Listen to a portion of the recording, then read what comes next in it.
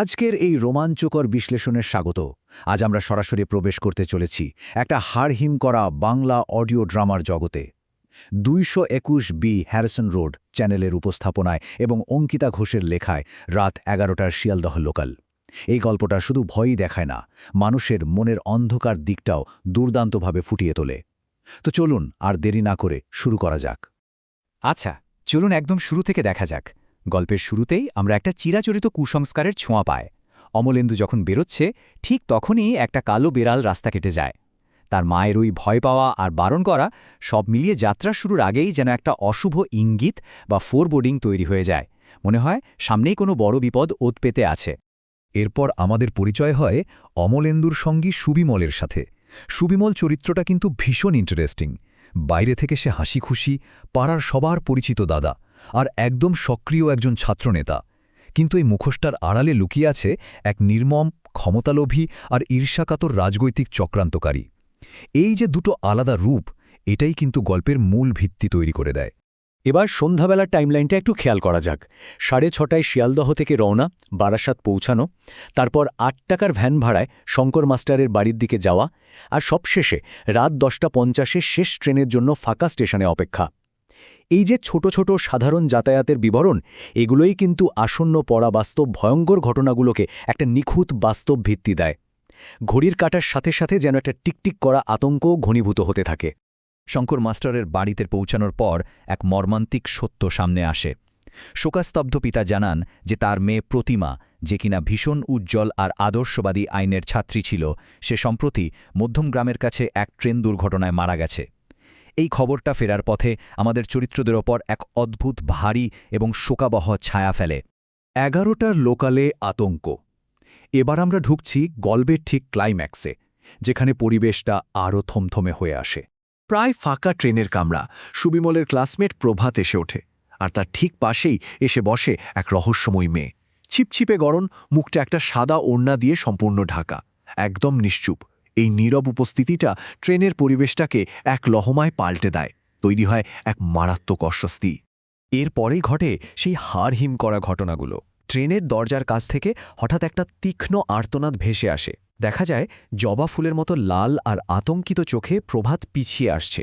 হঠাৎ দমকা হাওয়ায় মেয়েটির মুখের ওড়নাটা উড়ে যায়, আর বেরিয়ে আসে এক বিভৎস, রক্তাক্ত, ক্ষতবিখ্যাত মুখ।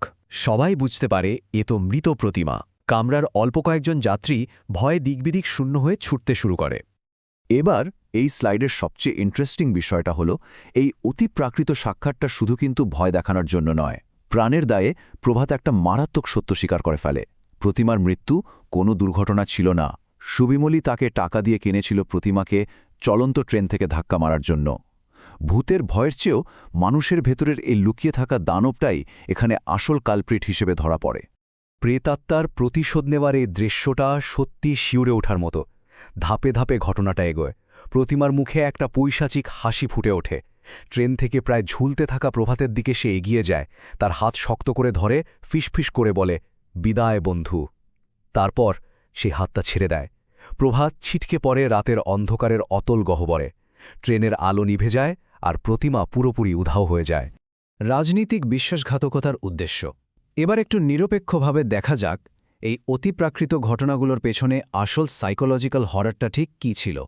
সুবিমলের এই জঘন্য অপরাধের কারণটা ছিল একেবারেই রাজনৈতিক এবং চূড়ান্ত নারীবিদ্বেষী। সে বুঝতে পেরেছিল প্রতিমা যেভাবে কলেজে জনপ্রিয় হচ্ছে, তাতে তার নিজের ক্ষমতা হুমকির মুখে। রাজনীতিতে একজন নারী তার ওপরে উঠে নেতৃত্ব দেবে, এই জিনিসটা সে কিছুতেই মেনে নিতে পারছিল না। এই গভীর ঈর্ষা থেকেই সে এত বড় একটা খুনের পরিকল্পনা করে। এই খুনের ব্লুপ্রিন্টটা একবার দেখুন। সুবিমল তার জেনারেল সেক্রেটারি পদের জন্য প্রতিমাকে কাঁটা মনে করে প্রভাতকে কাজে লাগায়। প্রভাত ভিড় ট্রেনে সুযোগ বুঝে মধ্যমগ্রামের কাছে প্রতিমাকে ধাক্কা মারে। আর সবচেয়ে ভণ্ডামির জায়গা হল, খুনের পর এই দুজন মিলে কলেজে প্রতিমার স্মরণসভায় নেতৃত্ব দেয়। ক্ষমতার আকাঙ্ক্ষা মানুষকে কতটা নির্মম বানাতে পারে, এটা তার একটা নিখুঁত উদাহরণ। গল্পের শেষে একটা মারাত্মক প্রশ্ন তাড়িয়ে বেড়ায়। এর কিছুদিন পর সুবিমলও ঠিক ওই মধ্যমগ্রামের কাছেই রেল লাইনে কাটা পড়ে মারা যায়। তো এটা কি নিছকই কোনো দুর্ঘটনা ছিল, নিজের অপরাধবোধ থেকে করা আত্মহত্যা, নাকি প্রতিমার সেই অতিপ্রাকৃত প্রতিশোধের শেষ পর্ব? গল্প শেষ হলেও এই অমীমাংসিত প্রশ্নটা কিন্তু মনের মধ্যে একটা গভীর ছাপ ফেলে যায়। শ্রোতাদের চিঠিপত্র, বাস্তবতার জগতে প্রবেশ, কাল্পনিক গল্পের জগৎ থেকে বেরিয়ে এবার এই আলোচনার আরেকটি চমৎকার দিকে ফেরা যাক। এই উৎস উপাদানটা শুধু একটা গল্পেতেই থেমে নেই, এটা এখন অনেকের নস্টালজিয়া। নির্মাতারা যখন শ্রোতাদের কমেন্টগুলো পড়েন তখন বোঝা যায় যে দীর্ঘ যাতায়াত বা পড়াশোনা করার সময় 2009 সাল থেকে এই চ্যানেলটা শ্রোতাদের নিত্যদিনের সঙ্গী, মানে মানুষের দৈনন্দিন রুটিনের সাথে এটা একদম আষ্টেপৃষ্টে জড়িয়ে আছে। আর এটা খুব সুন্দরভাবে প্রমাণ করে যে এই কাল্পনিক ভয়ের গল্পগুলো কিভাবে একটা গভীর আবেগের সম্পর্ক তৈরি করেছে। শ্রোতা আকাশ যেমনটা বলেছেন, এক আলাদা জগৎ, এক আলাদা মায়া। আক্ষরিক অর্থেই এই গল্পগুলো অনেকের কাছেই দৈনন্দিন একঘেয়েমি থেকে একটা আরামদায়ক মুক্তির জায়গা হয়ে উঠেছে। কমিউনিটিকে আরও সংঘবদ্ধ করার জন্য বেশ কিছু নতুন ঘোষণা উঠে এসেছে। শ্রোতাদের আড্ডার জন্য একটা ডিসকর্ড সার্ভার খোলার কথা চলছে, কলকাতা বইমেলায় স্টল 628-এর প্রচার করা হচ্ছে, আর ইউটিউব শর্টসের একটা একদম নতুন সেগমেন্টের ঘোষণাও দেওয়া হয়েছে। মানে শুধু অনলাইনেই নয়, অফলাইনেও একটা বিশাল কমিউনিটি তৈরি হচ্ছে। ডাকবাক্সের সূচনা।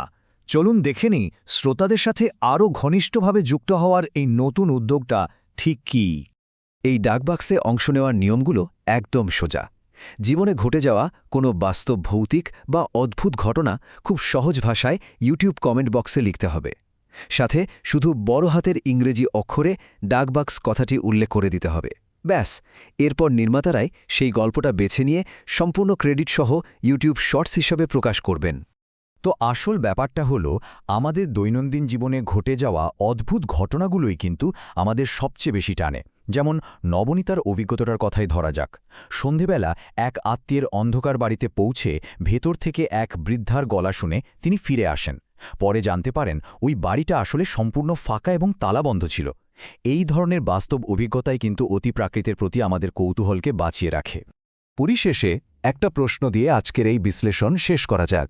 রাত 11টার লোকালের মতো কাল্পনিক হরর যখন ডাকবাক্সে জমা পড়া বাস্তব অভিজ্ঞতার সাথে মিশে যায়, তখন আমাদের সবচেয়ে গভীর ভয়গুলো আসলে কোথা থেকে জন্ম নেয়? ভূতের ভয়, নাকি আমাদের চারপাশের এই চেনা জগতের অজানা দিকগুলোর ভয়ে? এই প্রশ্নটা মাথায় রেখেই চ্যানেলের এই চমৎকার বিষয়গুলো আরও গভীরে গিয়ে অন্বেষণ করার আমন্ত্রণ রইল।